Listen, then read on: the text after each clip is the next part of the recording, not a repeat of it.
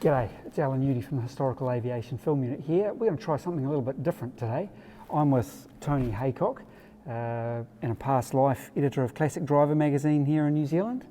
You've also done a lot of driving around New Zealand, around Europe, haven't you, Tony? New Zealand, Europe, Australia, yeah. Cover a fair few miles and still do. You've done the work. So, driving around New Zealand the last few days, there have been a few things that have crossed my mind. One of the things is there are numerous signs around rural speeds are going to be decreasing soon and so on. There's also a bit in the news about speed from Blenheim to Nelson being reduced to almost 80k for the entire way. All of this is obviously done from the point of view of road safety, reducing our national road toll on an annual basis. As an experienced driver, what's your opinion on all of this? It's a complete load of bullshit. It's not addressing the problem. Right. And there quite clearly is a problem, but the problem isn't the speed. The problem, despite what we listen to, isn't the state of the roads. The problem, despite what we heard, isn't the age of the cars in New Zealand whatsoever. It's quite purely, as they say, the nut behind the wheel. The driving standards in New Zealand, and I'm sure you'd have noticed it in the last few days on your little trip around. Absolutely. The roads are populated by bloody idiots. And despite what they try and tell you, they're not tourist and rental cars, because I take a fairly close lot of attention to who's trying to kill me. And unless tourist and rental cars drive dirty white Toyota Utes or tired old Japanese import cars, it's not the tourists. And I think what's happened is that's an easy thing for they, being those in power, to focus on, just really, I guess, to divert attention from the fact that no one here can bloody drive. Right, and so we're also seeing in New Zealand at the moment a huge increase in roadside barriers. Now there's a lot of argument as, do we have roadside barriers, do we have a single median strip barrier?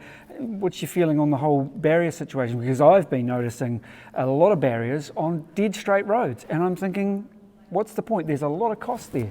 And I don't really think it saves anything. And if I'm driving to my friend's place in Germany, they're about 30 minutes from Frankfurt Airport. So I've got about 10 minutes on an Autobahn, which normally is unrestricted, so I can leave there in my rental car and blast it up to 250k if I want to. If the traffic will allow it. And that's an interesting thing, is that whilst there is no speed limit in a lot of those roads there, people drive at different speeds. Trucks are governed to 90 kilometres an hour. Cars will sit in the next lane at about 130. There seems to be this strange blinkered way of thinking in New Zealand. Everybody must sit on the speed limit, and if you're going 1k over, you're going to die, and if you're going to go 1k under, you're going to die, which is of course absolute bollocks once again, because it depends entirely on where you're driving, what the weather's like, what the road's like, what the vehicle is in that you're driving.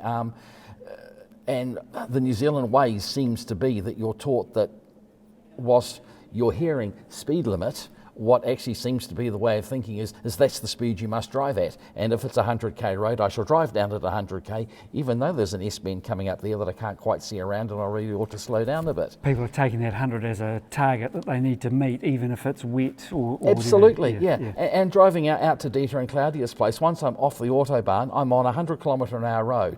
It's not a heck of a lot wider than the driveway here southwards. It's 1.5 cars wide, it's tar sealed, it's got trees on both sides, it's got lots of blind corners. There's not a barrier to be seen. It's a 100k piece of road. No one has ever had an accident on it, because you drive according to the conditions. If you can't see what's around the corner, or it's a bit damp, you slow down. It's really not a difficult thing at all. So yeah, you're driving to the vehicle and to the conditions. Exactly. Now, I mean, I'm thinking back late 80s here, driving between Central Otago and Dunedin, hitting what was the speed limit at the time of 80 kilometres an hour. So whether it was late 80s or early 90s, that speed limit was put up to 100k, the open road speed limit. So now in a lot of those roads, we're looking at it being reduced again to 80, and yet in the intervening 2.5, 3 decades, safety features in cars have gone through the roof. Cars have become amazingly safe compared with those times. Absolutely. There's simply no there's no justifiable reason for it. I mean, yes, if you have an accident at 80k, it's going to hurt less than 100k. But if you hit that tree at 80k, you're still no less dead than if you hit it at 100. And if you weren't such a nimrod, you should have been doing about 60 at the time anyway. You don't need the speed limit to be 60 not to hit the tree, but you need to know to drive a car that I need to slow down and go around that corner. And if I do it at 100 or 80, there's a tree there with my name on it. It's actually part of driving. Driving is not just sitting in front of the car and working the steering wheel. And in other parts of the world where learning to drive and getting a driver's license is a far more involved and far more costly process than what it is here, we seem to have lost that. And there's really, I think, that attitude here that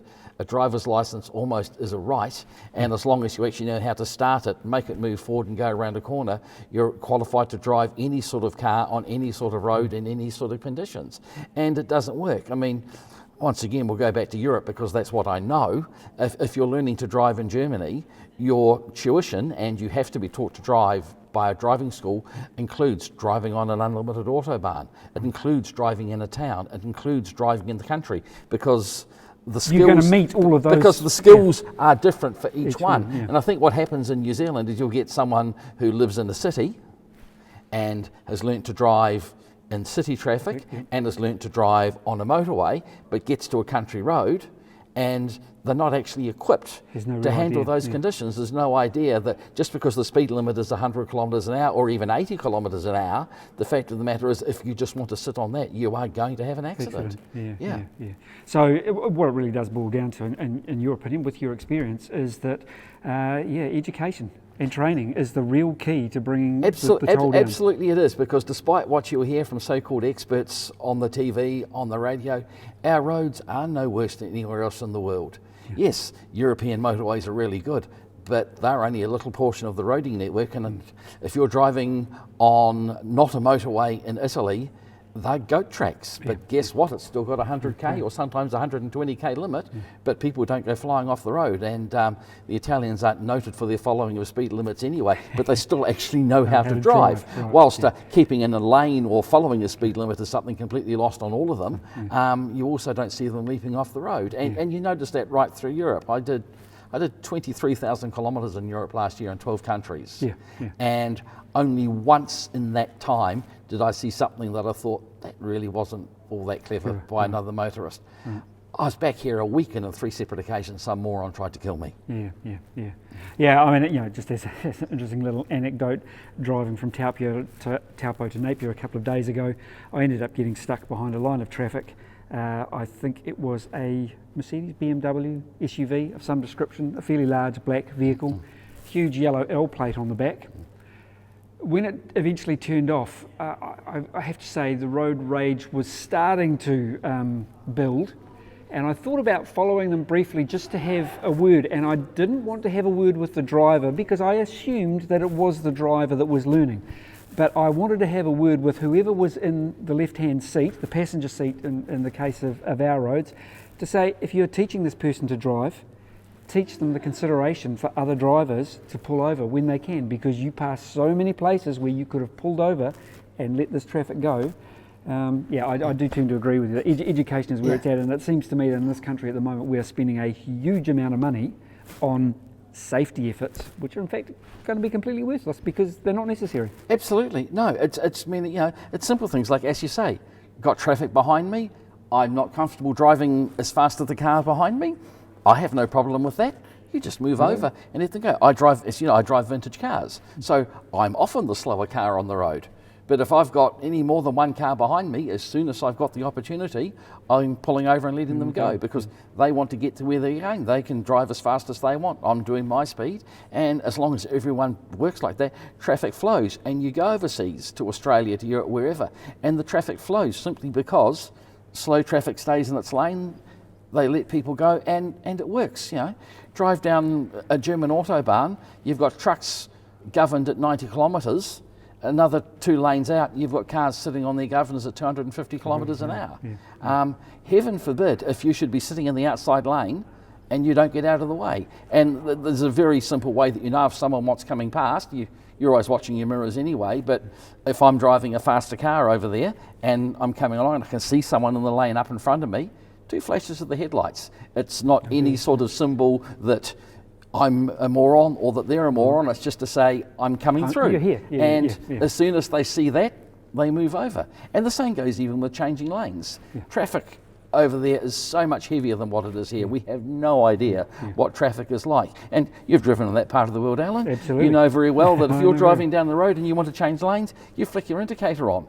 A gap appears. Yeah. It's not some sort of challenge to the other driver's manhood to let you in. Exactly. It's quite simple. I'm coming in. And also, I'm sure you've noticed as well, flicking the indicator on doesn't mean I would like to change lanes. It actually means I am changing lanes. Yes. And so you'd better leave a gap because I'm coming that way anywhere. But it works. Everybody knows. You don't sit in the outside lane going slower than the ones on the inside. In a lot of countries, to pass on the inside on a multi-lane road's illegal, and it should be here. But could you imagine the Wellington motorway, the Kapiti Expressway here, or the Auckland motorway working like that? Because you get so many people sitting on the outside lane under the speed limit, and the only way for traffic to flow is to go up the inside. Exactly. Yeah. All right, great talk, Tony. I think we've got a crowd of people coming in here shortly, so we might have to go. But I guess the takeaway messages from this are, parents, teach your children some consideration when you're teaching them to drive. Give them plenty of experience in different road conditions, vehicles and road types, and make sure that they are trained up well. And I guess New Zealand Transport Authority and New Zealand Government, stop building these fences down the side of the road where they're not necessary, and start putting some more money into education. Spend the money where it's actually going to do some good for the future. Absolutely. Yeah. Let's try not to have an accident. All right, cheers guys. See you next time. That was fun. It was, wasn't it? We should do more of that. I think so.